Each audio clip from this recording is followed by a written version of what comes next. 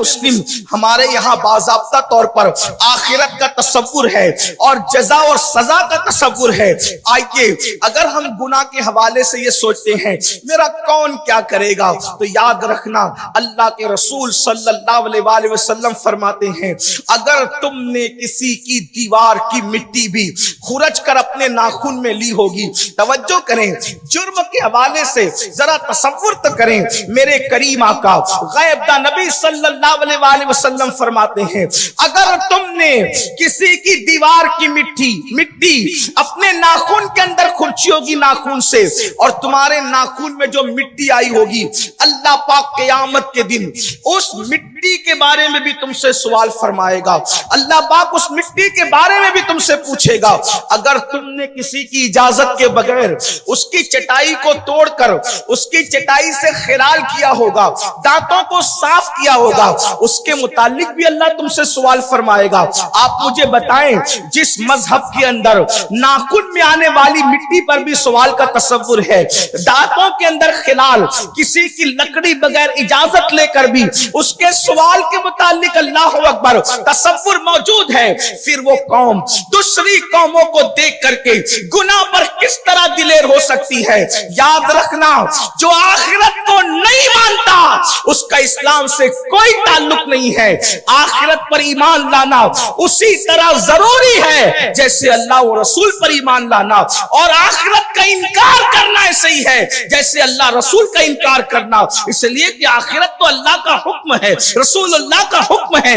قرآن مقدس کی 70% آیتیں آخرت کے تصور کو ہمارے درمیان عام کر رہی ہے. جگہ جگہ پر قرآن نے آخرت، یوم حساب، جنت و دوزخ، جزا و سزا کا تذکرہ کیا ہے. قرآن کہتا ہے اَيَحْسَبُ الْإِنسَانُ أَن يُتْرَكَ سُدًى، کیا انسان یہ تصور کرتا ہے اللہ اکبر کہ اس سے حساب نہیں لیا جائے گا، اسے بے حساب چھوڑ دیا جائے گا؟ نہیں، اللہ اکبر. قرآن کہتا ہے حساب تو لیا جائے گا، اور کس شان سے لیا جائے گا؟ فَمَن يَعْمَلْ مِثْقَالَ ذَرَّةٍ خَيْرًا يَرَهُ وَمَن يَعْمَلْ مِثْقَالَ ذَرَّةٍ شَرًّا يَرَهُ. ذرے برابر نیکی کی ہوگی وہ بھی دکھائی جائے گی، ذرے برابر گناہ کیا ہوگا وہ بھی دکھایا جائے گا. قرآن کہتا ہے یا ایھا الذین آمنوا اتقوا اللہ ولتنظر نفس ما قدمت لغد واتقوا اللہ ان اللہ خبیر بما تعملون. ایمان والو اللہ سے ڈرو اور قیامت کے دن کے لیے کیا روانہ کر رہے ہو، آگے کو کیا بھیج رہے ہو، اس سلسلے میں سوچو، غور کرو. اللہ اکبر. میرے آقا علیہ السلام کے پیارے دیوانوں، جس دن کے لیے آگے کو بھیجنے کی بات قرآن کرتا ہے اور کہتا ہے کہ آگے کو کیا بھیج رہے ہو، ہم نے کیا بھیجا ہے. اللہ اکبر.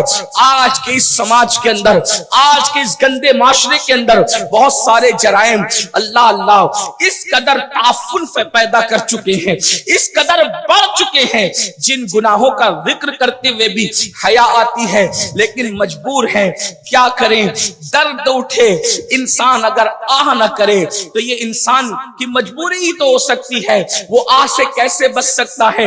جس کے جسم میں درد ہے اسی طریقے سے ہمیں کوئی شوق نہیں ان گناہوں کے ذکر کا، لیکن مجبور ہیں. اس لیے آپ سے عرض کرتے ہیں جو گناہ بہت زیادہ سماج کے اندر عام ہوتے جا رہے ہیں، ان گناہوں کے اندر جس گناہ کا تذکرہ آج خاص طور پر 2 یا 3 گناہوں کا تذکرہ قبلہ امیر محترم کی آمد سے پہلے تک ہو سکتا ہے، ہم آپ کے سامنے کریں گے.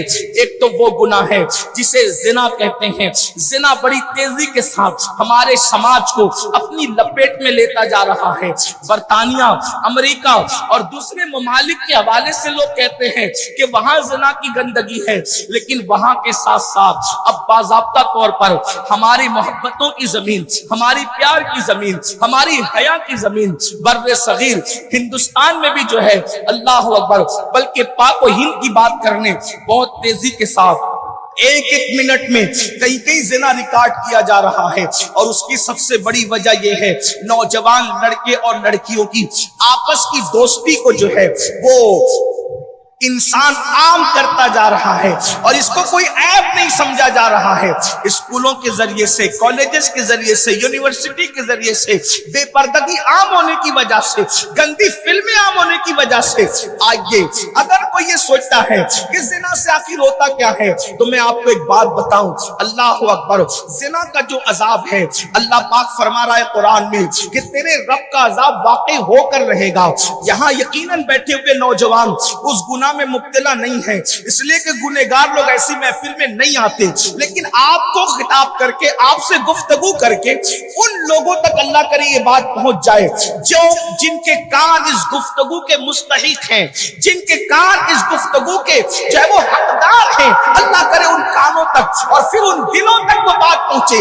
आज अल्लाह अकबर, जिना आम हो रहा है, बदकारी आम हो रही है और अब उसको गुनाह भी नहीं समझा जाता, हल्के में लिया जाता है। सुन लो, अल्लाह के रसूल नबी सल्लल्लाहु अलैहि वसल्लम फरमाते हैं, जिन्होंने दुनिया में ज़िना किया होगा, 3 उन पर मुसीबतें दुनिया में आएगी, 3 मुसीबतों से वो दुनिया में 2-4 होंगे। नंबर 1, अल्लाह के रसूल सल्लल्लाहु अलैहि वसल्लम इरशाद फरमाते हैं, पहली सजा जो दुनिया में ज़िना करने वालों को मिलेगी ये कि अल्लाह उनके चेहरे से खूबसूरती को खत्म फरमा देगा, चेहरे से नूरानियत को खत्म फरमा देगा। आज कॉस्मेटिक आइटम पूरी दुनिया के अंदर सबसे ज्यादा फरोख्त होते हैं। इंसान खूबसूरत बनने के लिए, इंसान हसीन दिखने के लिए कितने पैसे खर्च करता है, कितने रुपये खर्च करता है। कौम की बच्चियां भी और कौम के बच्चे भी। एक बात आपसे कह दूं, अगर उसके अंदर कोई नाजायज चीज की मिलावट नहीं है तो हमारे उलमा उसके इस्तेमाल को नाजायज और हराम नहीं कहते, जो चीजें जायज है। लेकिन इतना जरूर कहता हूं कि गुनाह करके, जिना करके, बदकारी करके, कॉस्मेटिक आइटम के जरिए से चेहरों को चमकाने का ख्वाब देखने वालों, सुन लो, जिस चेहरे से खुदा नूरानियत और खूबसूरती छीन ले, दुनिया की कोई ताकत, दुनिया का कोई क्रीम, दुनिया का कोई चीज उसके अंदर खूबसूरती पैदा नहीं कर सकती।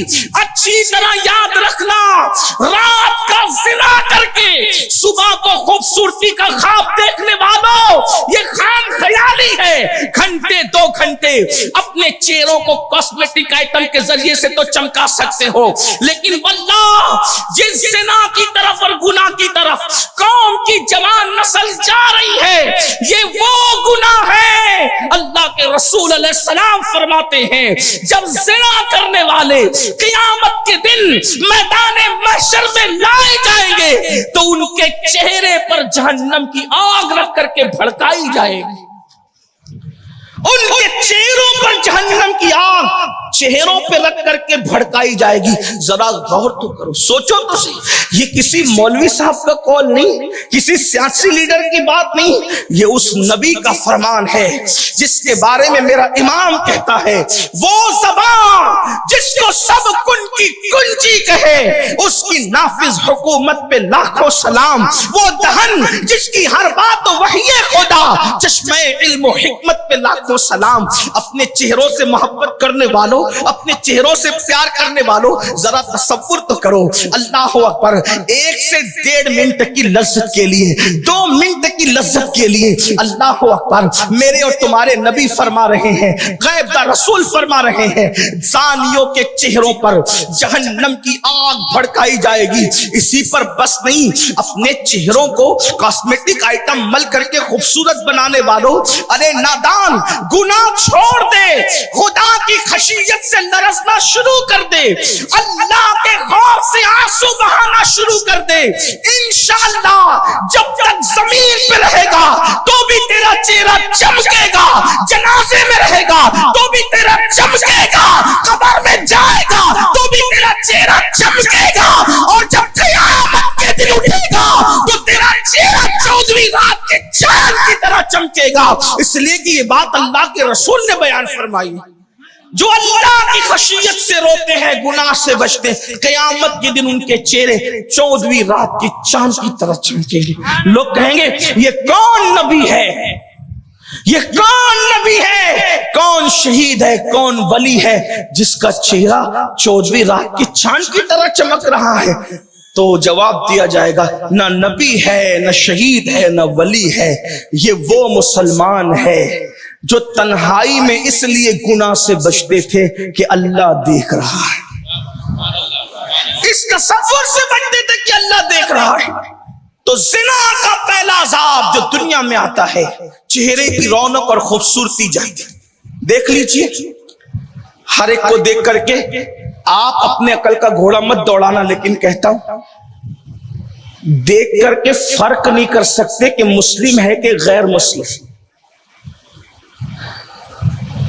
چہروں پہ ہوائیاں اڑ رہی ہے، ہوائیاں۔ کل تک مسلمانوں کے چہرے اتنے خوبصورت تھے، اللہ کی خشیت کی وجہ سے، خوف کی وجہ۔ اور دیکھنا، جو لوگ عمر ڈھلتی ہے تو چہرے کا حسن ختم ہوتا ہے، لیکن اللہ والوں کی جیسے جیسے عمر بڑھتی جاتی ہے چہرے پر شباب آتا جاتا ہے۔ کیا آپ نے حضور تاج الشریعہ کو آخری عمر میں نہیں دیکھا؟ کیا آپ نے حضور اشرف العلماء کو آخری عمر میں نہیں دیکھا؟ سبحان اللہ، سبحان اللہ۔ کیا آپ نے حضور سرکار کلا کو آخری عمر میں نہیں دیکھا؟ کیا آپ اس وقت اپنے موجودہ بزرگوں کو جن کی داڑیاں سفید ہو گئی ہے، آپ ان کی سیاہ داڑھی کے وقت کے چہروں کو دیکھیں اور اس وقت ان کے چہروں کو دیکھیں تو آپ کو پتا چلے گا داڑھی کی سیاہی سفیدی میں تبدیل ہو رہی ہے، لیکن چہرے پہ انوار بڑھتے جا رہے ہیں۔ یہ سارے تو بزرگوں کا ہے ہی ہے، اگر ان کو نہیں دیکھا کم سے کم اپنے امیر کا چہرہ دیکھو۔ سبحان اللہ، سبحان اللہ، نعرہ تکبیر، نعرہ رسالت، امیر سنی دعوت اسلامی۔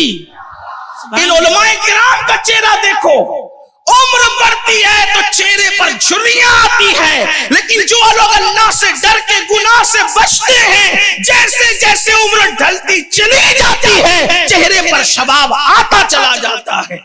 یہ گناہ سے بچنے کی برکت ہے۔ اس لیے میں اپنی قوم کے جوانوں سے کہتا ہوں، اللہ کے بندوں کوئی کچھ کرے نہ کرے اللہ دیکھ رہا ہے۔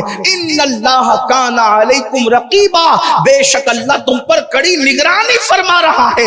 اور دوسری عذاب اللہ کے رسول علیہ السلام فرماتے ہیں اللہ اس کی روزی کو کاٹ دیتا ہے، اس کی روزی میں کٹوتی کر دیتا ہے، اس کی روزی کو گھٹا دیتا ہے۔ اللہ اکبر، میرے پیارے آقا علیہ الصلوۃ و تسلیم کے پیارے دیوانوں۔ اور تیسری چیز میرے آقا علیہ السلام فرماتے ہیں اس کی عمر بھی گھٹا دی جاتی ہے، اس کی عمر بھی کم کر دی جاتی ہے۔ آج ہر بندہ چاہتا ہے زیادہ جیوں، آج ہر بندہ چاہتا ہے روزی ہو، ہر بندہ کسی نہ کسی تعویذ لکھنے والے کے دروازے پر ہے۔ میں تعویذ لکھنے کا یا دینے کا مخالف نہیں ہوں، لیکن ایک بات آپ سے کہتا ہوں، راتوں کو پاپ کی اڈے آباد کرو گے، راتوں کو زنا کی اڈے آباد کرو گے، راتوں کو جرائم کی اڈے آباد کرو گے، اور اللہ زنا کی وجہ سے تمہاری روزی اٹھا لے، تو میں مذاق کے طور پہ نہیں کہہ رہا ہوں، صرف جملے کے حوالے سے کہہ رہا ہوں، جس کی روزی اللہ اٹھائے، ملا کا تعویذ اس کی روزی میں برکت کیسے پیدا کر سکتا ہے؟ یاد رکھنا، میں ملا مذاق اڑانے کے لیے نہیں کہہ رہا ہوں۔ اگر آپ صدیوں پیچھے جائیں گے تو ملا اس شخصیت کو کہتے تھے جو علم کے اعتبار سے اپنے دور میں سب سے نمایاں اور امتیازی شان رکھتے تھے، جیسے حضرت ملا علی قاری رحمت اللہ تعالی علیہ۔ اس طریقے سے اور بھی لوگ ہیں۔ اتنی بات ضرور کہوں گا، جس کی روزی اللہ اٹھا لے، ملا کا تعویذ اس میں برکت پیدا نہیں کر سکتا۔ اس لیے مسلمانوں، اگر الٹی گنتی شروع ہوئی ہے تو کبھی سوچا بھی ہوتا کہیں ہم نے زنا تو نہیں کیا، کہیں ہم نے برائی تو نہیں کی۔ آئیے ایک بات آپ کو کہتا ہوں، تھوڑا سا ایک روایت پڑھ دوں، اس کے بعد آگے چلتے ہیں۔ غور سے سننا اور اپنے آپ کے حال پر رحم کرنے کی کوشش کرنا۔ نہیں کسی پہ رحم کرتے، کم سے کم اپنے آپ پر رحم کرو۔ فقی ابو اللہ سمرقندی رحمت اللہ تعالی علیہ ایک طویل حدیث لکھتے ہیں جس کو اختصار کے ساتھ میں پیش کر رہا ہوں۔ ہر بندہ سوچے، دراصل لوگ تقریر سنتے تو یہ سوچتے نصیحت تو کسی اور کو ہو رہی ہے، مولانا کسی اور سے مخاطب ہے۔ یاد رکھنا، یہ بات تقریر اور وعظ و نصیحت کے اصول میں سے ہے۔ وائز اپنے آپ کو بھی اللہ کی عدالت میں کھڑا رکھے اور اپنی قوم کو بھی اللہ کی عدالت میں کھڑا رکھے، اور ہر بندہ سوچے یہ خطاب صرف مجھ سے ہے اور مجھے سے ہے، مجھے کو عمل کرنا اس پر، بس اور کچھ نہیں۔ اب تک یہی ہے، ہم کہتے ہیں تو سدھر، وہ کہتا ہے تو سدھر، وہ کہتا ہے تو سدھر، یہ تو میں سارا نقصان ہو رہا ہے۔ قرآن کہتا ہے یا ایھا الذین آمنوا علیکم انفسکم، اے ایمان والو اپنے آپ کی پہلے فکر کرو، پہلے اپنی فکر کرو۔ ہم سے خطاب ہے، اللہ کے رسول غیب دا نبی، آخری نبی کا فرمان سنو اور لرز جاؤ، اپنے آپ پر رحم کرو۔ مئی کی گرمی میں ہائے ہائے کرنے والوں، مئی کی دھوپ برداشت نہ رکھنے کی مئی کی دھوپ برداشت نہ کرنے کی طاقت نہ رکھنے والوں، مئی کی دھوپ برداشت کرنے کی طاقت نہیں ہے جسم میں، مکھی اور مچھر کے ڈنک کو سہنے کی طاقت نہیں ہے جسم میں، اللہ اکبر، آنکھوں کے اندر کچرا چلا جائے برداشت کرنے کی طاقت نہیں ہے، چھوٹا سا کانٹا چپ جائے برداشت کرنے کی طاقت نہیں۔ اتنے کمزور انسان تو اللہ کے عذاب کو کیسے برداشت کر سکے گا؟ دیکھ تیرے اور میرے نبی کیا فرما رہے ہیں، یہ محفل واعظ و نصیحت لطیفے کے لیے نہیں، آپ کو جنت کے سرٹیفکیٹ دینے کے لیے نہیں، آپ کے سروں پر ہاتھ رکھ کر سہلا کر کے آپ کو سلانے کے لیے نہیں، یہ تو بانگے درا کے طور پر ہے۔ یہ گھنٹی بج رہی ہے، سونے والوں جاگتے رہیو، سونے والوں جاگتے رہیو۔ میرے امام نے کہا تھا سونا جنگل رات اندھیری چھائی بدلی کالی ہے، سونے والوں جاگتے رہیو، چوروں کی رکھوالی ہے، آنکھ سے کاجل سانپ چرا لے یا وہ چور بلا کے ہے، تیری گٹری ٹاکی ہے اور تو نے نیند نکالی ہے، سونا بن ہے، سونا پاس ہے، سونا زہر ہے، اٹھ پیارے، تو کہتا ہے نیند میٹھی، تیری متھی نرالی ہے۔ اللہ اکبر، یہ جو چور ہے نا، چور یہ صرف بدعقیدے نہیں ہے، بدعقیدوں کے ساتھ اپنا نفس بھی بدترین دشمن ہے۔ کہتے ہیں رضا نفس دشمن ہے، دم میں نہ آنا۔ کہاں تم نے دیکھے ہیں چندرانے والے جو سب سے بچ جاتا ہے؟ نفس سے بچنا مشکل ہوتا ہے، نفس سب سے بڑا دشمن ہے۔ رمضان شریف میں شیطان تو قید میں چلا جاتا ہے لیکن نفس قید میں نہیں جاتا۔ یاد رکھنا، نفس وہ شریر گھوڑا ہے، اس کو تھوڑی بھی ڈھیل دو گے تو وہ جہنم میں لے جا کر کے گرا دے گا۔ اس لیے غور سے سننا، تمہارے اور میرے سچے نبی خاتم النبیین قائد المرسلین غیب دا نبی ہم پر احسان کرتے ہوئے جہنم کے احوال پہلے کے پہلے بتا رہے ہیں۔ میرے آقا فرماتے ہیں قیامت کے دن زانی اس حالت میں آئیں گے، قیامت کے دن زنا کرنے والے۔ میں تھوڑا سا اپنے بزرگوں سے، علماء سے معافی چاہتے ہوئے میں کھل کر اپنے جوانوں کے سامنے بات رکھنا چاہ رہا ہوں تاکہ جو بے پڑھے لکھے میری طرح کچھ محفل میں آئے ہوں گے ان لوگوں تک بھی بات پہنچ جائے اور وہ بھی سمجھ جائے، تاکہ کوئی یہ نہ سمجھے کہ بات مشکل تھی اس لیے سمجھ نہ سکا۔ میں معذرت چاہتے ہوئے اگر کسی کے کانوں پر میرے جملے گرا لگے، ادب سے ہلکے لگے، مقام اور معیار سے گرے ہوئے لگے، میں ان سے پہلے ہی معذرت چاہتا ہوں، لیکن اتنا ضرور ہے مجھے اپنی قوم سے آج بات کہہ لینے دے۔ اگر مجھے حکم دیا گیا ہے اللہ اللہ زنا کرنے والے لڑکے اور لڑکیاں غور سے سنیں، ان کے ذریعے سے اللہ ان کے کان تک آواز پہنچائے۔ میرے اور آپ کے آقا فرماتے ہیں قیامت کے دن زنا کرنے والے اس حال میں آئیں گے کہ ان کے چہرے پر جہنم کی آگ بھڑک رہی ہوگی اور ان کی اپنی شرمگاہ سے اتنی گندی اور خطرناک بدبو آ رہی ہوگی کہ اس بدبو سے پورا محشر ان کو پہچانے گا کہ یہ زانی ہے، زانی۔ ہنسنے کی بات نہیں، صرف سمجھانے کے لیے ایک بات کہوں، 5 لوگ محفل میں بیٹھے اور اگر کسی کی گیس نکل جائے اور اس میں بدبو ہو تو اس وقت انسان کو کتنی شرم آتی ہے۔ ایک ریئل چیز کہہ رہا ہوں میں، کوئی ہنسنے ہنسانے کی بات۔ 5-7 لوگ بیٹھے ہو، پیٹ کی ہوا نکل جائے اور اس میں بدبو ہو تو آدمی کو کتنی شرم آتی ہے۔ جہاں صحابہ ہوں گے، اولیاء ہوں گے، انبیاء ہوں گے، وہاں زانیوں کی شرمگاہ کی بدبو میدان محشر والوں کے دماغ کو چاٹے گی، بے چین کرے گی، اور لوگ ان کی شرمگاہوں کی بدبو کو دیکھ کر پہچانیں گے کہ یہ زانی ہے، زانی۔ رات بھر زنا کر کے صبح کو قیمتی عطر لگا کر گھر سے نکلنے والوں، آپ مصنوعی طور پر اپنے جسم کو آج مہکا سکتے ہو، لیکن اللہ کو ناراض کرنے والوں اللہ کی خفیہ تدبیر سے ڈرو، آج توبہ کرو، ورنہ کل تم تمہاری ناپاک اور بدبودار شرمگاہ کی وجہ سے لوگ تمہیں پہچانیں گے۔ اللہ کے سچے نبی صلی اللہ علیہ وسلم فرماتے ہیں اور جب ان کی بدبودار شرمگاہ کی وجہ سے لوگ ان کو پہچانیں گے تو اس وقت ان کو منہ کے بل گھسیٹتے ہوئے فرشتے جہنم میں لے جا رہے ہوں گے۔ ہائے ہائے کیا بنے گا؟ 2-3 منٹ کی لذتوں کی خاطر میرے اللہ کو ناراض کرنے والوں، کیا اللہ نے نکاح کا تصور نہیں دیا؟ کیا اللہ نے نکاح کی اجازت نہیں دی؟ ارے نادان، کوئی نیکی ایسی ہے جو ایک نبی نے کی، دوسرے نبی نے نہیں کی، تیسرے نبی نے کی، چوتھے نبی نے نہیں کی۔ بہت ساری نیکیاں ایسی ہیں، بہت سارے ایسے کام ہیں جن کو ہم نیکی کہتے ہیں لیکن ایک نبی نے کی، دوسرے نبی نے نہیں کی۔ ان کے زمانے میں ایسے حالات نہیں تھے۔ اس طریقے سے آپ دیکھتے چلے جائیں، بہت سارے نبی شہید ہوئے، دوسرا نبی شہید نہیں ہوا۔ اسی طریقے سے اور دیکھیں، کسی نبی نے ہجرت کی، دوسرے نبی نے ہجرت نہیں کی۔ کسی نبی نے بیوی کے ساتھ ہجرت کی، کسی نبی نے بغیر بیوی کے ہجرت کی، کسی نبی نے بیوی بچوں کے ساتھ ہجرت کی، کسی نبی نے یوں ہی اکیلے ہجرت کی۔ یعنی نیکیوں کے اندر ایسا ہوا ہے، لیکن نکاح ایسی عبادت اور نیکی ہے ہر نبی نے کی ہے۔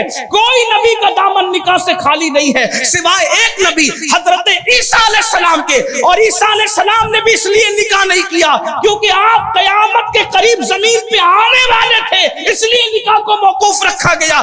انشاءاللہ جب میرے آقا علیہ السلام کے فرمان کے مطابق عیسیٰ علیہ السلام زمین پہ تشریف لائیں گے تو اس وقت وہ نکاح بھی فرمائیں گے۔ اس طریقے سے ہر نبی نکاح والا ہوگا۔ اللہ اکبر۔ بتاؤ، جس اسلام نے کہا نکاح کو اتنا آسان کر دو کہ زنا کرنا مشکل ہو جائے، اس مذہب کے ماننے والے ظالموں نے نکاح کو اتنا مشکل کیا کہ زنا آسان ہو گیا، زنا پھیل گیا، زنا کی بدبو پھیل گئی۔ ہمارے بزرگوں نے لکھا نکاح اتنا آسان تھا قرون اولیٰ میں کہ اگر کسی کی ایک بیوی مر جاتی تو اس کا جنازہ اٹھنے سے پہلے اگر وہ دوسرا نکاح کرنا چاہے، کسی نے کیا نہیں، اگر کرنا چاہیں تو کر سکتا تھا۔ اتنا آسان تھا نکاح، اتنا آسان تھا نکاح۔